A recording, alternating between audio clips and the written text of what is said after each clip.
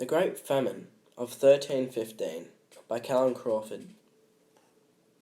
The Great Famine led to stark increase in crime, even among not normally inclined to criminal activity, who would resort to any means to feed themselves or their family.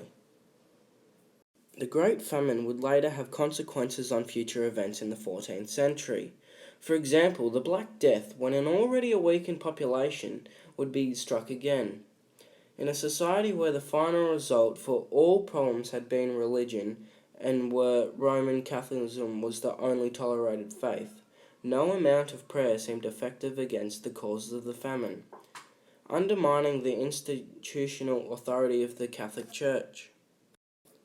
The Great Famine affected Europe with the crop failures, such as the farmer not being able to produce foods because of not enough people to harvest and something wrong with the soil, which later caused people to be scavenging for food.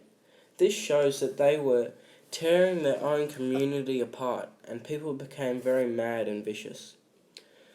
There have been even reports of cannibalism, mass death, disease, and suicide. People eventually left Europe for Russia, and because there was so much death, they ended the period of growth and prosperity. They would work for everything, but medieval Europe in the 14th century had already experienced widespread social violence and even acts then punishable by death, such as rape and murder, which were much more common compared to modern times.